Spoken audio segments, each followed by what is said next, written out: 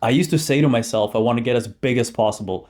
I want to make as much money as possible. I want to have all the girls.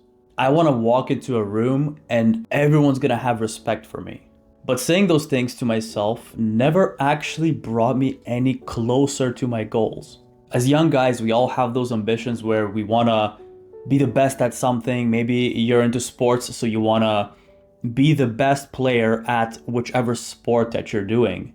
But there's only one problem. You need to give your brain specific goals.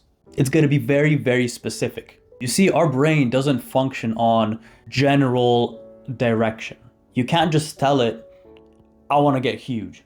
While it's pretty simple, you're going to go to the gym and you're going to eat more food, but how much is more? How many times should you go to the gym? How much should you eat in a day? How many calories? How much protein should you consume? If you want to make as much money as possible, how much is possible? How much money do you need? And I'll be honest with you guys, when I was a few years younger, I used to go online on YouTube and watch all those people giving advice. And a lot of the times they would say the same thing. Give yourself a specific goal. You want to make $10 million, tell yourself, I want to make $10 million.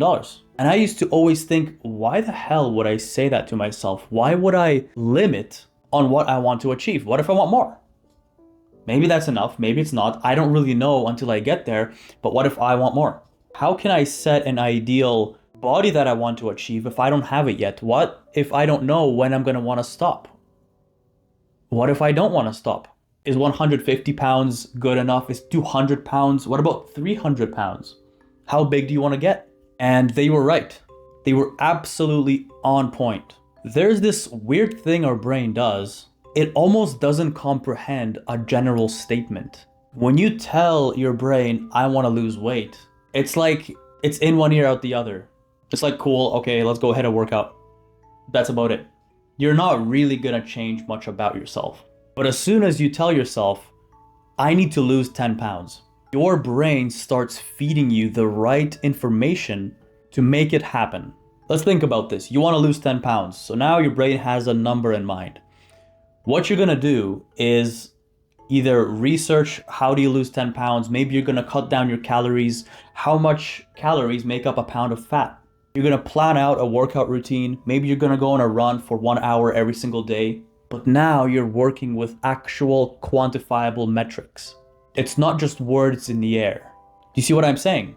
And so at one point, I decided to actually try it. I thought, you know what? Although I think this is so stupid, I don't really need to tell myself when to stop or to put a limit onto what I want to do. But let me just try for like a short-term checkpoint. At the time, I told myself, I want to save up some money. And let's be real here, so many people want to save money, but they never do. So how do you do that? So what I did was I switched up the sentence and just gave it some more specifics. I wrote this down and I started telling myself, in a year from now, I'm going to have $10,000 in my bank account. And that's just me talking to myself as a university student. I was working construction at the time and I was going to school. And I thought, you know what, if I really try to save money as best as I can, I put in as much hours as possible, maybe it's going to happen. I just thought I'm just going to aim for that. And the most interesting thing happened. I've experienced a level of focus so precise that I've never felt before. My brain became a homing missile on my goal. I thought about it every single day. It was so measurable, it was quantifiable, it was so easy. It just sounded like it's so achievable. Like, yeah, I can do this. In a year from now, I can actually have $10,000 sitting in my bank account. But do you know what actually happened? Where did that get me? At that time, it was September. It was the start of the school year. I just started my semester. And believe it or not, I did not have $10,000 in a year from now. I had $10,000 sitting in my bank account by December. That's, what, 3 months? September, October, November. So by December, I've achieved my goal that I've set out for an entire year. And I remember looking back and thinking, what the hell happened? This goal that seemed so impossible and so difficult, I not only managed to achieve it, but I did it in a quarter of the time. It was so easy. All I had to do was work, not waste money, and then work some more, and then put some more away, I picked up a couple extra shifts. I basically extended my work days. In construction, you could work 8 hours or you could work 12 hours if you want. I worked the weekends. I picked up a second job. I was working at a grocery store after construction. And the evenings that I did not have a shift in the grocery store, I would go drive around and do Uber Eats. But the point is, I took a value of $10,000, I broke it down and thought, okay, a year is 12 months. And to give myself some room, I'm just gonna say 10 months.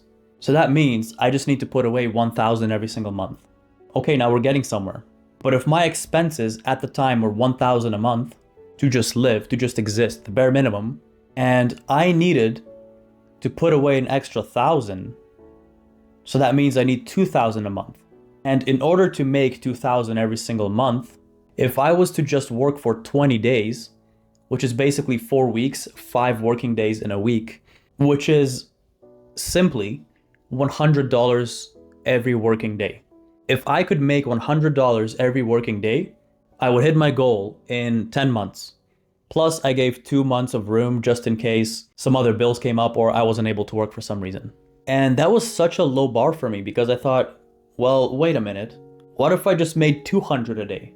What if I worked weekends? I can give up some of my free time, computer time, gaming time for some work if it means hitting my goal. And before I knew it, I hit my goal in such a fast time, in just 3 months. So guys, what I'm telling you is be very, very specific with your goals. Your goals have to make sense to your brain.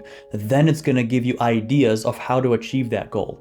It's gonna give you the next steps. It's gonna give you the blueprint and the plan. And even better is if you add a date and time on it. And you might think, sure, it's scary. How can I put a date and time on a goal if I don't know if I'm gonna hit it by then?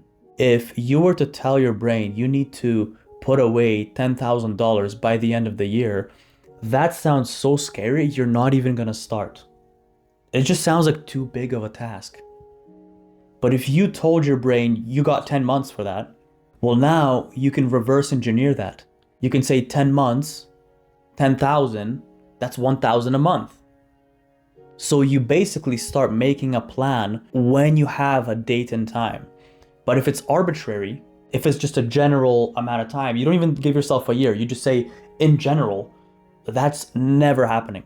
It just won't. And that's why most people live in such a manner where they're living paycheck to paycheck. And I'm not even talking about high-paying jobs.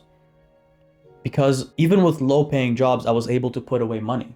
Not because I made a lot of it, but just because I had goals. So let's look at some other examples of this. And this is applicable to any other goal you have. You can always give specific metrics to your goals. Let me ask you this, why do step counters work? You know that little app on your phone, or people have the watches where they track their steps? Let's be real here, it's been pretty successful at getting more people to take a look at how much do they actually walk in a day. And because they look at it, they want to also increase it. It's a lot easier to say, let me just walk 10,000 steps, or I've walked 5,000 steps today, that wasn't that much. I can just walk to the park or go for a walk and I'll hit my 10,000 for the day, instead of saying, I need to walk 8 kilometers today. Do you know how scary that sounds? How much is 8 kilometers? By foot, it sounds far as fuck. 8 kilometers? I mean, 1 kilometer sounds like a lot. The word kilometer itself is a mental barrier for most people. You just say kilometer to an overweight person and they're gonna get frightened. And if you're overweight, yeah, kilometers probably frighten you. If I even tell myself I gotta walk a kilometer, I'm like, holy shit, that's gonna take forever.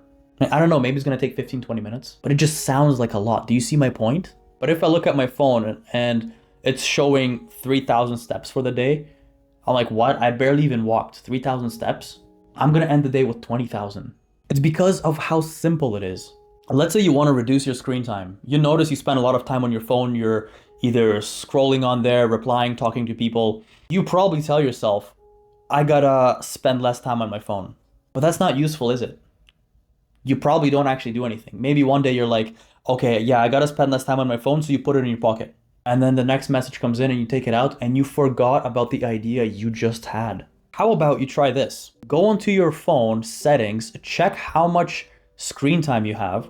Maybe it's 5 hours. And you tell yourself, tomorrow it's gonna be 4 hours. And you check it and you look at it, okay, I'm at 2 hours today. That means I have to lower my usage.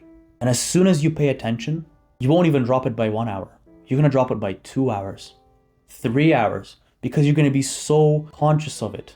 Every time you pick up your phone, you're thinking the timer is counting. So not only you have to be specific with your goals, but you also have to be conscious of them. You gotta track things. Having some kind of data allows you to track the progress you're making towards your goals. So for example, every morning, I wake up at 6, I go to the bathroom, I take a picture of myself like a progress pic, and then I walk over to the scale and I weigh myself every single morning without fail. Only once I started doing that is when I noticed my weight increasing, myself actually growing and putting on mass.